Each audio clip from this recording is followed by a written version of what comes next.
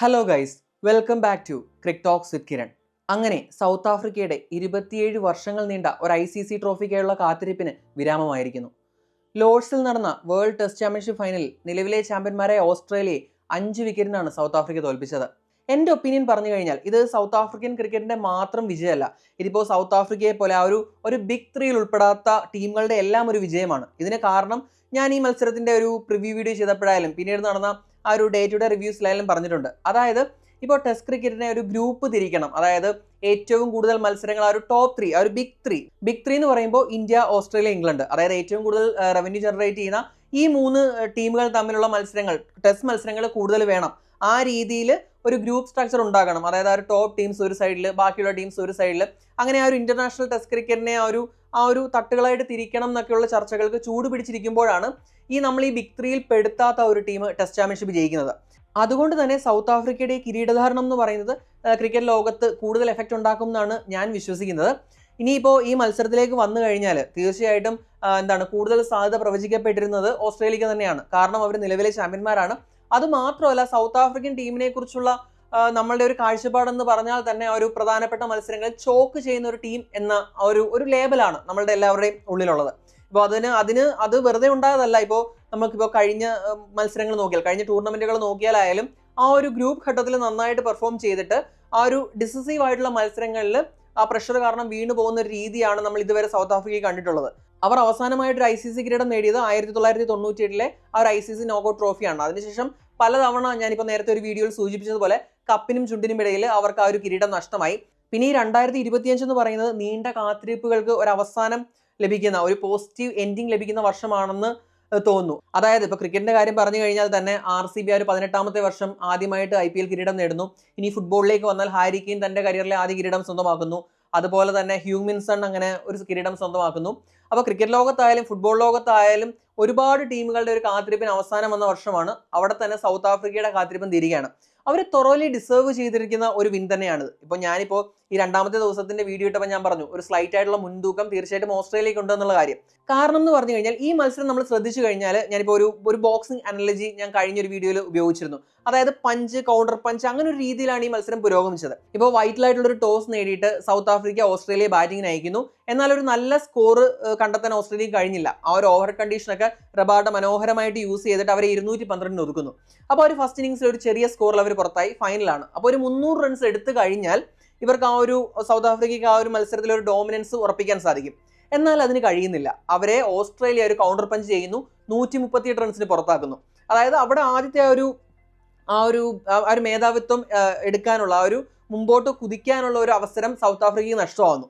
അവിടെ വരുമ്പോൾ നമുക്ക് നോക്കിയാൽ ഒരു 74 റൺസിന് ലീഡ് ഓസ്ട്രേലിയക്കുണ്ട്. ഇപ്പോൾ ഡോമിനൻസ് ഓസ്ട്രേലിയയുടെ പക്കലാണ്. എന്നാൽ ആ ഒരു മുൻതൂക്കം ഊട്ടിയുറപ്പിക്കാൻ ഓസ്ട്രേലിയക്ക് കഴിയാതെ പോകുന്നു. അതായത് വളരെ മികച്ച രീതിയിൽ സൗത്ത് ആഫ്രിക്ക തിരിച്ചടിക്കുന്നു. 73-7 എന്ന നിലയിൽ ഓസ്ട്രേലിയ ചുരുങ്ങുന്നു. അവിടെ വീണ്ടും ഈ ഒരു മുൻതൂക്കം എന്ന് പറയുന്നത് സൗത്ത് ആഫ്രിക്കയ്ക്ക് കിട്ടി.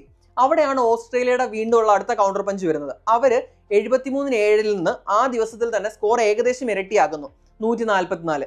അപ്പോൾ വീണ്ടും സ്ലൈറ്റ് ആയിട്ടൊരു മുൻതൂക്കം ഓസ്ട്രേലിയക്ക് പോയി. കാരണം കഴിഞ്ഞ ഇന്നിംഗ്സിൽ സൗത്ത് ആഫ്രിക്ക 137 പുറത്തായി എന്ന് ഓർക്കണം. അത് മാത്രമല്ല, ലോർഡ്സിൽ 2005 ശേഷം ഒരു തവണ മാത്രമേ 200+ സ്കോർ ഫോർത്ത് ഇന്നിംഗ്സിൽ ചേസ് ചെയ്ത് ജയിച്ചിട്ടുള്ളൂ.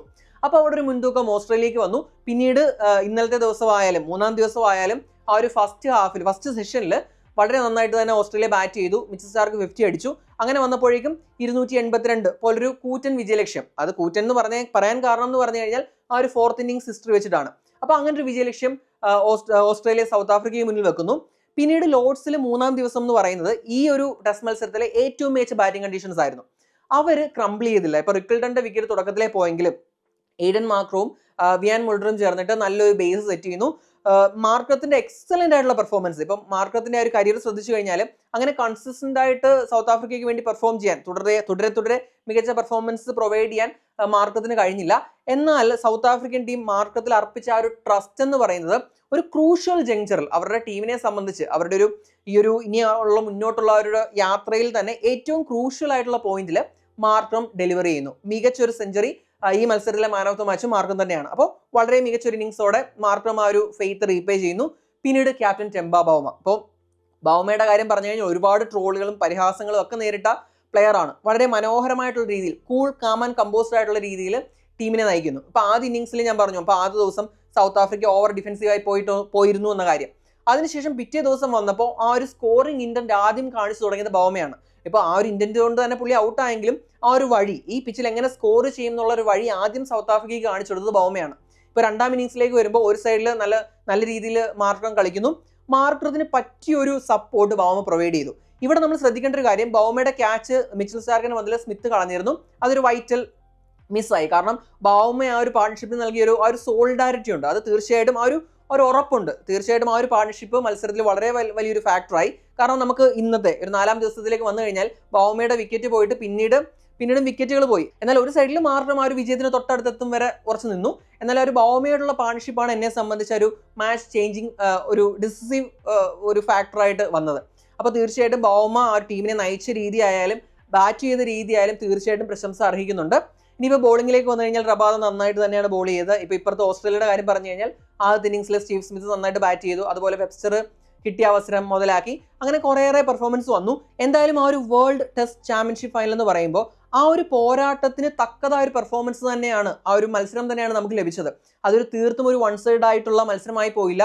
വളരെ ഇൻട്രസ്റ്റിംഗ് ആയിട്ട് ഞാൻ പറഞ്ഞ പോലെ ഒരു പഞ്ചിങ് കൗണ്ടർ പഞ്ചിങ് ഒക്കെ വന്നിട്ട് ആ ഒരു അവസാന നിമിഷം വരെ നല്ല ത്രില്ലിംഗ് ആയിട്ടുള്ളൊരു മത്സരം തന്നെയാണ് നമുക്ക് ലഭിച്ചത്. ഇപ്പോൾ ഒരു സ്കോറിലെ നോക്കി കഴിഞ്ഞാൽ 5 വിക്കറ്റിന് സൗത്ത് ആഫ്രിക്ക അനായാസമായിട്ട് 4-ാം ഇന്നിങ്സിൽ ചേസ് ചെയ്തുവെങ്കിലും അതുവരെ ആദ്യത്തെ ഇന്നിങ്സിലെ ഒരു ലോ സ്കോർ, പിന്നെ ഓസ്ട്രേലിയ തിരിച്ചടിക്കുന്നു, സൗത്ത് ആഫ്രിക്ക തിരിച്ചടിക്കുന്നു, ഓസ്ട്രേലിയ വീണ്ടും കരകയറുന്നു. അങ്ങനെ വന്നപ്പോഴേക്കും ഒരുപാട് നല്ല മൊമെന്റ്സ് തന്ന ഒരു ഫിറ്റിംഗ് ഫിനാലെ തന്നെയാണ് നമുക്ക് ലഭിച്ചത്. പിന്നീട് ഈ സൗത്ത് ആഫ്രിക്ക ഒരുപാട് വിമർശനങ്ങൾ നേരിട്ടിരുന്നു. അതായത് കുഞ്ഞൻ ടീമുകളെ തോൽപ്പിച്ചുകൊണ്ടാണ് അവർ ഫൈനലിൽ വന്നത്, അവർക്ക് അങ്ങനെ ഒരു ഫൈനലിന് ശരിക്കും അർഹതയില്ലായിരുന്നു, ഇത് ഷെഡ്യൂളിന്റെ പ്രശ്നം കൊണ്ട് മാത്രമാണ് സൗത്ത് ആഫ്രിക്ക ഫൈനലിൽ എത്തിയത് എന്ന് വിമർശിച്ചവരുടെ വായടപ്പിക്കാൻ സൗത്ത് ആഫ്രിക്കൻ ടീമിന് കഴിഞ്ഞു. ഇപ്പൊ നമ്മൾ ശ്രദ്ധിച്ചു കഴിഞ്ഞാൽ ബൗമ ആ ഒരു പോസ്റ്റ് മാച്ച് പ്രസന്റേഷനിലും പറഞ്ഞത് കാര്യം അത് തന്നെയാണ്. അതായത് ഞങ്ങളുടെ ഈ ഒരു യാത്രയെ സംബന്ധിച്ച് ഒരുപാട് പേര് ഇങ്ങനെ വിമർശിച്ചിരുന്നു, ഞങ്ങൾ വീക്കർ ടീംസിനെയാണ് നേരിട്ടതെന്നൊക്കെ. അവരുടെയൊക്കെ വായടപ്പിക്കാൻ ഞങ്ങൾക്ക് കഴിഞ്ഞു എന്ന് ആ ഒരു ആത്മവിശ്വാസത്തോടെ ബൗമ പറയുന്നത് നമ്മൾ കേട്ടതാണ്. അപ്പോൾ തീർച്ചയായിട്ടും വെൽ ഡിസേർവ്ഡ് ആയിട്ടുള്ളൊരു വിന്നാണ് സൗത്ത് ആഫ്രിക്കയ്ക്ക്. ഇപ്പോൾ ഒരു ഫേസസ് നോക്കിയാൽ, ഈ സെഷൻ വൈസ് ഫേസസ് നോക്കിയാൽ ഏറ്റവും കൂടുതൽ ഫേസസ് വിൻ ചെയ്തത് സൗത്ത് ആഫ്രിക്കയാണ്. ഈ രണ്ട് ടീമുകൾക്കും മുൻതൂക്കമെടുത്ത് ഒരു ഏകപക്ഷീയമായ മത്സരമാക്കാൻ പറ്റിയ അവസരങ്ങൾ ഉണ്ടായിരുന്നു. എന്നാൽ അവർ രണ്ടുപേരും ആ ഒരു കൗണ്ടർ പഞ്ച് ചെയ്ത് ആ ഒരു തിരിച്ചടിച്ച് അടി തിരിച്ചടി എന്നുള്ള ലെവലിൽ വന്നു. എന്നാൽ ആ ഒരു എയ്ഡൻ മാർക്രത്തിന്റെ ഇന്നിങ്സും ബൗമയുടെ ഒരു സപ്പോർട്ടിംഗ് ആക്ടും കൂടി ആയപ്പോഴേക്കും തീർച്ചയായിട്ടും ആ മത്സരത്തിന് ആ ഒരു സൗത്ത് ആഫ്രിക്കയ്ക്ക് അനുകൂലമായിട്ടുള്ളൊരു വിധി വരികയാണ് ഉണ്ടായത്. പിന്നെ ഞാൻ ഈ വീഡിയോയുടെ തുടക്കത്തിൽ പറഞ്ഞതുപോലെ സൗത്ത് ആഫ്രിക്ക ജയിക്കണം എന്ന് തന്നെയായിരുന്നു എൻ്റെ ആഗ്രഹം. കാരണം എന്ന് പറഞ്ഞു കഴിഞ്ഞാൽ ഇപ്പോൾ ആ ഒരു ടോപ്പ് 3-യിൽ ബിഗ് 3-യിൽ മാത്രമല്ല, അതിനപ്പുറത്തും മികച്ച ടീമുകളുണ്ട്. അവർക്കും തുല്യമായിട്ടുള്ള അവസരം കിട്ടണം. ഇപ്പോൾ റവന്യൂ ജനറേറ്റ് ചെയ്യുന്നതൊക്കെ ശരിയാണ്. ഇപ്പോൾ പറയുന്ന പോലെ ഇന്ത്യൻ ടീം കളിക്കുമ്പോൾ അല്ലെങ്കിൽ ഓസ്ട്രേലിയൻ ടീം കളിക്കുമ്പോൾ അവർ ഗാർണർ ചെയ്യുന്ന ഒരു വ്യൂവർഷിപ്പോ അഡ്വർടൈസ്മെന്റോ ഒന്നും ചിലപ്പോൾ സൗത്ത് ആഫ്രിക്ക കളിക്കുമ്പോഴോ അല്ലെങ്കിൽ മറ്റ് ടീമുകൾ കളിക്കുമ്പോഴോ കിട്ടണം എന്നില്ല. പക്ഷേ തീർച്ചയായിട്ടും അവർക്ക് അതിനുള്ള ഇതുണ്ട്. അതായത് ആ ഒരു ടോപ്പ് എലൈറ്റ് ലെവലിൽ മത്സരിക്കാനുള്ള ഇതുണ്ട് എന്നുള്ളത് തെളിയിച്ചൊരു മത്സരം കൂടിയാണ് ഇന്ന് കഴിഞ്ഞത്. എന്തായാലും വെൽ ഡിസേർവ്ഡ് ആണ്. സൗത്ത് ആഫ്രിക്കയുടെ കാര്യത്തിൽ എനിക്ക് ഒരുപാട് സന്തോഷമുണ്ട്. തീർച്ചയായിട്ടും ഞാൻ പറഞ്ഞില്ലേ, ഒരുപാട് മഹാരഥന്മാരായ പ്ലേയേഴ്സ് കളിച്ച ടീമാണ്, അവർക്ക് നേടാൻ കഴിയാതെ പോയത്. ഇപ്പോൾ ലാൻസ് ക്ലൂസ്നർ ആയാലും അതുപോലെ തന്നെ Graeme Smith, Hashim Amla, AB. De Villiers, Dale Steyn, Shaun Pollock, പിന്നെ ജാക്ക് കാലിസ്, അങ്ങനെ നിരവധി പ്ലേയേഴ്സ് കളിച്ച ടീമാണ്. തീർച്ചയായിട്ടും അവർ എന്നോ കിരീടം അർഹിച്ചിരുന്നു. പക്ഷേ ആ ഒരു പ്രഷർ ഹാൻഡിൽ ചെയ്യാൻ പറ്റാതെ ഒരു ചോക്കേഴ്സ് എന്ന വിളിപ്പേര് അവർക്ക് വീഴുകയാണ് ഉണ്ടായത്. എന്നാൽ ഈ ഒരു കിരീടത്തോടു കൂടി അത് മാറട്ടെ. അതായത് പിന്നീട് സൗത്ത് ആഫ്രിക്ക വീണ്ടും തങ്ങളുടെ ഒരു സുവർണ്ണ കാലത്തിലേക്ക് തിരിച്ചെത്തട്ടെ എന്ന് തീർച്ചയായിട്ടും ആഗ്രഹിക്കുന്നു. ഓസ്ട്രേലിയയെ സംബന്ധിച്ച് ഇതൊരു ചെറിയൊരു ബ്ലിപ്പ് മാത്രമാണ്. അത് നമുക്കറിയാം. ഇവരെ ഒരു പ്രൂവൺ മാച്ച് വിന്നേഴ്സ് ആണ്. ഇപ്പോൾ ഒരു തിരിച്ചടി ഉണ്ടായെങ്കിൽ അടുത്തൊരു ടൂർണമെന്റ് വരുമ്പോഴേക്കും അവരത് മറികടന്ന് മികച്ച രീതിയിൽ തന്നെ തിരിച്ചു വരും. അത് നമുക്ക് എല്ലാവർക്കും അറിയാവുന്ന കാര്യമാണ്. അപ്പോൾ എന്തായാലും ഇപ്പോൾ കഴിഞ്ഞ ഇന്നിട്ട വീഡിയോയിൽ ഞാൻ പറഞ്ഞിരുന്നു, ഇപ്പോൾ ട്രാഫിക്കിലെ ഡയലോഗ് കോട്ട് ചെയ്ത് ഞാൻ പറഞ്ഞിരുന്നു, ഓസ്ട്രേലിയ ഈ ഒരു ഫൈനൽ ജയിക്കുകയാണെങ്കിൽ ഏതൊരു ടൂർണമെന്റിന്റെയും ഫൈനൽ പോലെ ഈ ഒരു ഫൈനൽ കടന്നു പോകും. എന്നാൽ സൗത്ത് ആഫ്രിക്കയാണ് ജയിക്കുന്നതെങ്കിൽ ഇതൊരു ചരിത്രമായി മാറും എന്നുള്ള കാര്യം, അത് ചരിത്രമായി തന്നെ മാറി. എന്തായാലും ഇനി വരുന്ന ടൂർണമെന്റുകളിലും, ഇപ്പോൾ കഴിഞ്ഞ 2 ടൂർണമെന്റുകളായിട്ട് സൗത്ത് ആഫ്രിക്ക നല്ല രീതിയിലാണ് കളിക്കുന്നത്. T20 വേൾഡ് കപ്പിന്റെ ഫൈനൽ വരെ എത്തി. അവസാനം ഒരു പ്രഷർ ഹാൻഡിൽ ചെയ്യാനാവാതെ പോയതാണ് അവർക്ക് അന്നത്തെ മത്സരം. അപ്പോൾ ഇനി അങ്ങോട്ട് ബൗമയ്ക്കും കൂട്ടർക്കും മികച്ചൊരു സീസൺ തന്നെ, മികച്ച പ്രകടനങ്ങൾ ആവർത്തിക്കാൻ കഴിയട്ടെ എന്ന് ഞാൻ ആഗ്രഹിക്കുന്നു. അപ്പോൾ ഇത്രയേ ഉള്ളൂ. ഈ വീഡിയോ എല്ലാവർക്കും ഇഷ്ടമായെന്ന് വിശ്വസിക്കുന്നു. ഈ മത്സരത്തെക്കുറിച്ചുള്ള നിങ്ങളുടെ അഭിപ്രായങ്ങൾ തീർച്ചയായിട്ടും കമന്റ് ചെയ്യുക. Thanks for watching Crick Talks with Kiran.